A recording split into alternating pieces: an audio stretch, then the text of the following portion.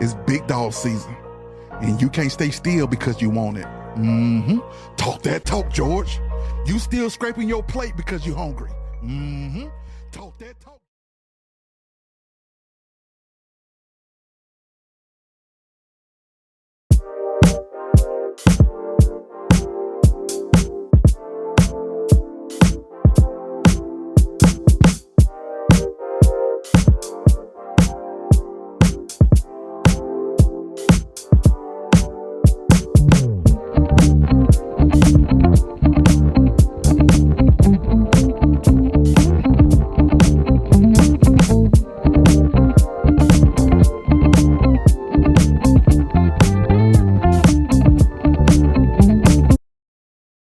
My windows are finally completed on my house. I love how they came out. I'm going to be sharing the contractor's name who installed my windows. He did a great job. I'm very happy and pleased. This took a couple of years for me to figure this out, what to do with these windows. And I'm very, very, very happy with the results. And I'll be sharing this information in a later video. Today is Sunday, August 23rd. The year is 2026. I'm sitting here in my bedroom. I was going to go downstairs and make a video outside on the patio. But it's a little bit too hot out there. So I got lazy and decided I would do it right here in this room.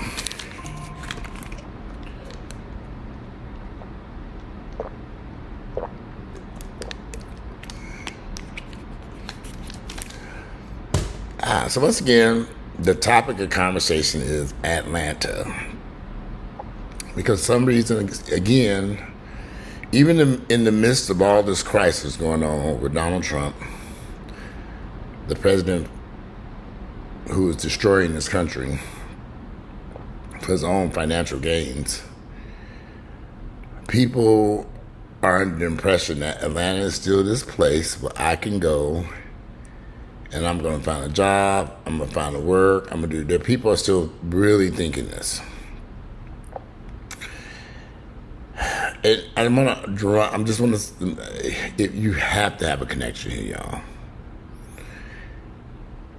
I know people who've been here for 6, 7, 8 years and they have not met the right people to have a connection to get into a place of employment.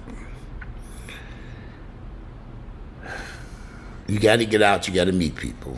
And so get out, break this being shy and sitting at home and waiting for Jesus to come in, walk to your door and offer you a job. Or I'm just confused. I've always been a get up and go type person. I've always got out and met people. I've always made sure I was meeting people and networking, as they call it. If you come into Atlanta, and you're here and you haven't made the right connections, when do you plan on meeting these people? When do you plan on going out and networking? And networking is very important because it doesn't necessarily mean that you,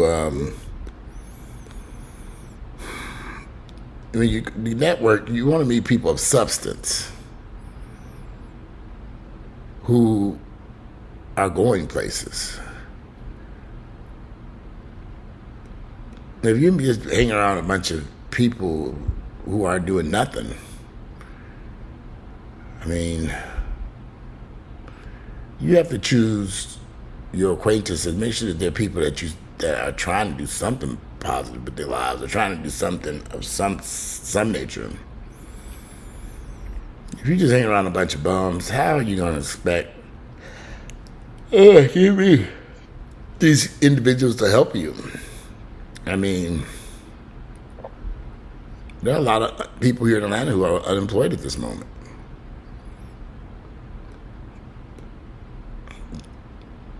A lot of people who were working decent jobs or had a decent income doing whatever they were doing, and now they're kind of lost and confused. People are trying to, I talk to a lot of people here, and times have changed even this whole thing with Trump, he's destroying everything. It's just making it very hard for people.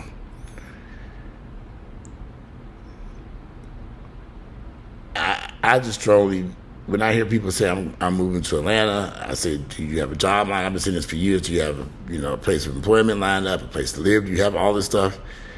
And no, I'm going to stay with a friend, and then I'm like, wow, I mean, you're going to stay with a friend, and then you're going to find a job? Your friend, you probably going to be laid up at your friend's house God knows how long before they throw you out of there. Coming here with no income, no job, I've been preaching this for years. It just doesn't make any sense.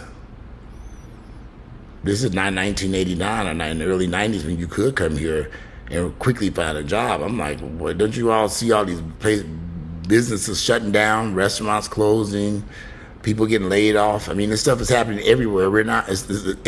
People are getting laid off worldwide, but Atlanta is this bright, shining spot where they're still hiring people. It's an oasis of jobs and opportunities. It was where? What? Really?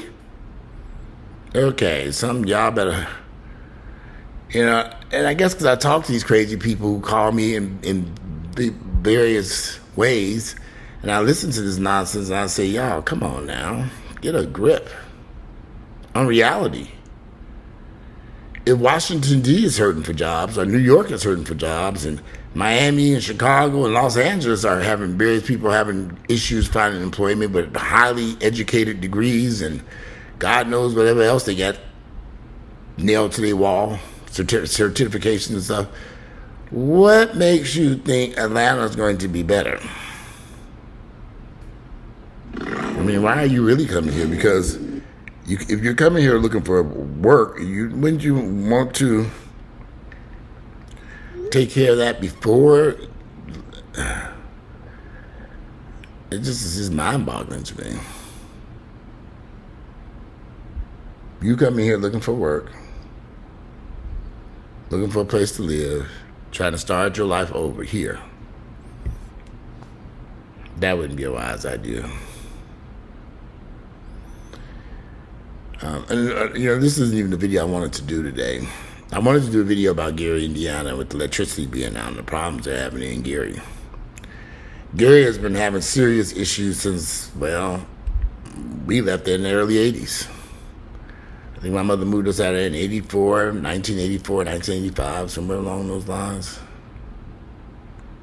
It's like escape from Gary. Gary had gone down so terrible during that period of time. When I saw those people outside their homes and trees, big massive trees all over the place,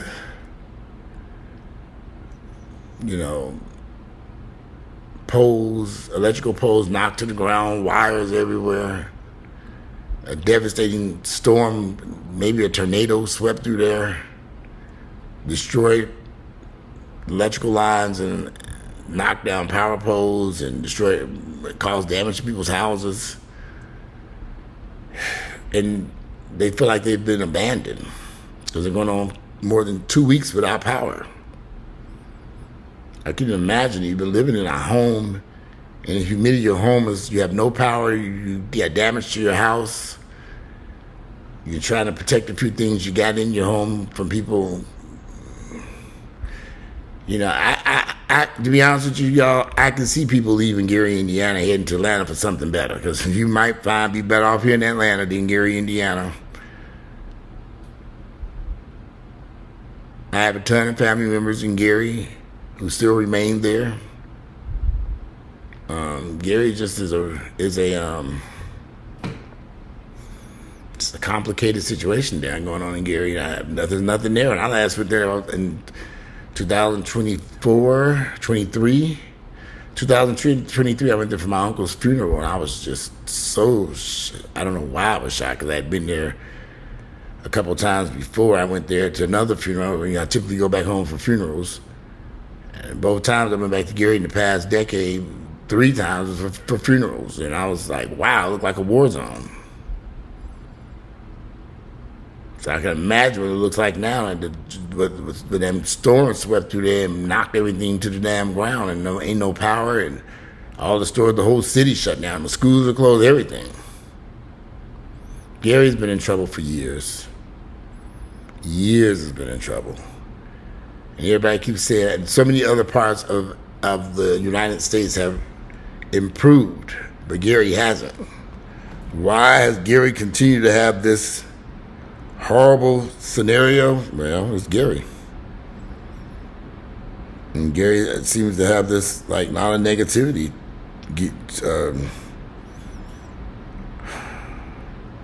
A lot of negativity that unfortunately was pushed upon Gary by racist behavior. And the funny part is NIPSCO, which is the power utility, and Gary is the CEO, is a black guy. But could Gary actually be, are they ignoring those people's pleas to get the power back on while they work on other areas of this Northwest Indiana? Possibly could be. Gary's been neglected for years. A large, predominantly black city that went through white flight in the 70s. Everybody fled to Maryville, and they're still running for Maryville from out here now. They're moving to other places. I can imagine Gary. Yeah, I'd take Atlanta any day over Gary, Indiana. I mean, the cost of living, I would hope, is free in Gary. I mean, I'm sure you can find something for nothing in Gary, Indiana. But to be sitting in Gary right now, and I have family members there, I don't know how they do it. I just don't know how they continue to live in that terrible place. It's not good. I mean, it's really bad. I have no regrets about our mother packing our stuff and moving us out of Gary years ago. There's nothing positive going on in Gary right about now. But nothing positive going on when we left. Gary is just is a shell of its former self. That city died years ago. The fact that people still live there is mind-boggling to me. Yeah, I would take Atlanta any day over Gary. Even if I was coming to Atlanta with no job, I'd figure out a way. Shit, I'd have to find some way to survive and get the hell out of Gary. But, you know, like I said, I have family members and I have friends and associates who live in Northwest Indiana. I have friends in Maryville. I have friends in Gary and Hobart and various places around there, Michigan City. Y'all can have Northwest Indiana. I just can't deal with them when that winter weather is bad. And all of a sudden, in the middle of summer, a tornado sweeps through the middle of the summer and destroys everything. Gary, is it cursed ground or something? It'll make you wonder what the hell going on in Gary. I do feel sorry to those people who are in Gary and what they're going through. I understand their pain. I do. But at the same time, in their case, I want to say, well, how y'all still here in Gary any damn way? What's holding y'all back? All you need is a U-Haul to get the fuck up out of there. I guess for some people, that's easier said than done. You know, some people are probably trapped in Gary, can't get out. Nowhere to run to. You're going to need some money wherever you go. Definitely going to need some money and a job or income of some sort once you get the hell out of Gary. I am tired. I've had a long weekend. I'm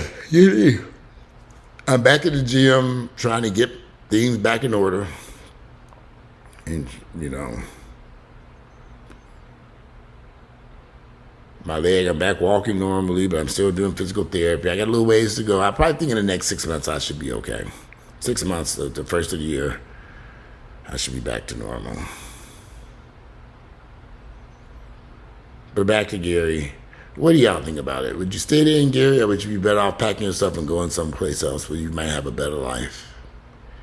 I could not imagine living in Gary, Indiana, right about now, even before that storm hit. When I went back there a few years ago for my uncle's funeral, and then I went for my cousin's funeral, my grandmother's funeral, I was blown away by what I saw in Gary, Indiana. I was like, what? How? What? Everything was just, it was bad. I mean, it's bad. I haven't been there. Like I said, I was there in 2023 for my uncle's funeral. I didn't see whether Gary had any sort of improvements. Maybe, I didn't see anything. Downtown still looked bad. They said that grocery store looking bad, smelling bad. on Broadway Street. I don't know. I was in Gary, and I was just kind of like, okay, wow, this is bad. It was really, really bad. And there's no way. Wow. Nope, I can't do Gary.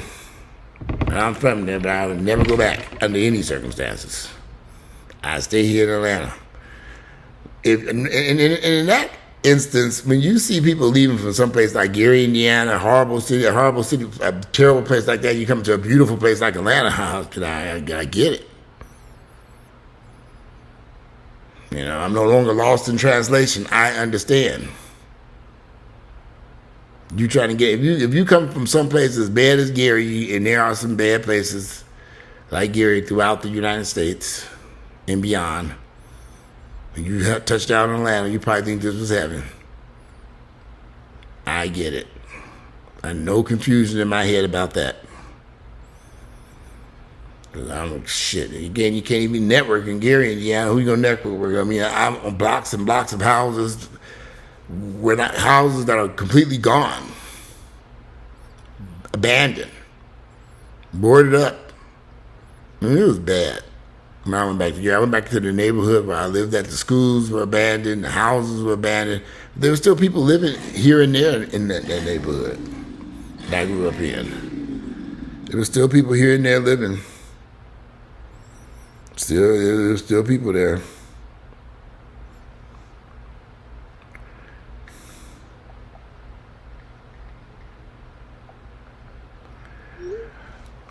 Well, I think I need to take a nap. I was going to try to go to this gym and do some cardio, ride the bike for my leg.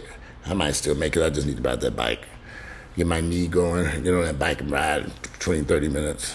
I might get in the jacuzzi, exercise my leg. Yeah, I wanted to do a little video today.